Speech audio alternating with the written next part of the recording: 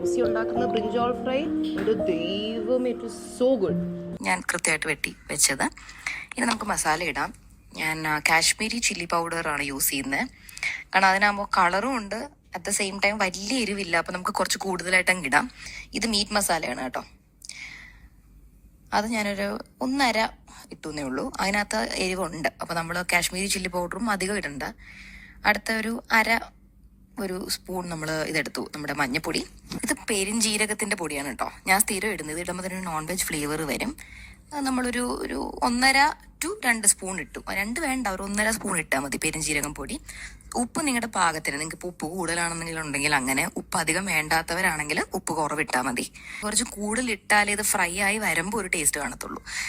ഇനി ഇതിൻ്റെ ഒരു മെയിൻ ഞാൻ യൂസ് ചെയ്യുന്ന ഒരു ഇൻഗ്രീഡിയൻറ്റ് നാരങ്ങ നീരാണ്, അതായത് നമ്മുടെ ലെമൺ ജ്യൂസ്. ഞാൻ ഒരെണ്ണം ഫുൾ യൂസ് ചെയ്യും.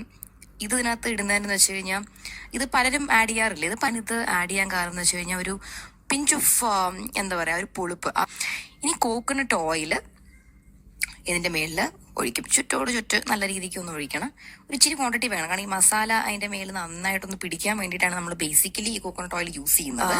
ഈ കോക്കനട്ട് ഓയിൽ ആഡ് ചെയ്യുമ്പോൾ അതിൻ്റെതായ ഒരു സ്മെല്ല് ഇതിന് കിട്ടും. We all no, fish fry ആയാലും ഇപ്പോൾ കോക്കനട്ട് ഓയിൽ മിക്സ് ചെയ്യുമ്പോൾ ഒരു പ്രത്യേക ടേസ്റ്റ് കിട്ടും. ചെയ്തിട്ടുണ്ട് ഞാൻ. എല്ലാവരും ഓയിൽ യൂസ് ചെയ്ത് വറുക്കാൻ എടുക്കുമ്പോൾ ഞാൻ ബട്ടറാണ് ഇവിടെ യൂസ് ചെയ്യുന്നത്. അതാണ് ഇതിൻ്റെ ഒരു സ്പെഷ്യൽ ഇൻഗ്രീഡിയൻറ്റ്. ഈശാൻ്റെ വീഡിയോയിൽ അത് പറഞ്ഞിട്ടുണ്ട്, എന്നാലും ഞാൻ മറന്നുപോയവർക്ക് വേണ്ടി പറഞ്ഞാണ്. ബട്ടർ ഇതൊരു പ്രത്യേക സാധനമാണ്. ഇതിനകത്ത് ഓയിൽ ഇട്ട് കഴിഞ്ഞാൽ ഇത്രയും ടേസ്റ്റ് കിട്ടത്തില്ല കേട്ടോ. വറുക്കാൻ ബട്ടർ ഇട്ട് ചെയ്യുമ്പോൾ ഒരു ഭയങ്കര നോൺ വെജ് ഫീലാണ്. ഓക്കെ, അപ്പൊ നോൺ വെജ് വീട്ടിൽ മേടിക്കാൻ ഇപ്പൊ തൽക്കാലം കൈ ബഡ്ജറ്റില്ല, എന്നാൽ നോൺ വെജ് കഴിക്കാൻ തോന്നുന്നു എന്നുള്ളവർ ഇത് ഉണ്ടാക്കിയാൽ മതി. അടിപൊളിയായിട്ട് നിങ്ങൾക്ക് എന്തായാലും ഇഷ്ടപ്പെടും.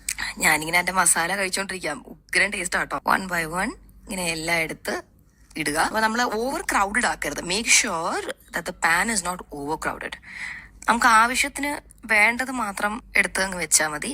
കുറച്ച് നമുക്ക് 2 to 3 ബാച്ചസ് ആയിട്ട് ഉണ്ടാക്കുവാണ്. ഞാൻ എപ്പോഴും അങ്ങനെ, കാരണം വീട്ടിൽ ഇത്രയും പേരുള്ളതുകൊണ്ടാകുമ്പോൾ ഒരു ഗോൾഡൻ ഷെയ്ഡ് വരുമ്പോൾ നമ്മൾ എടുക്കണം. റെഡി ആയിട്ടുണ്ട്.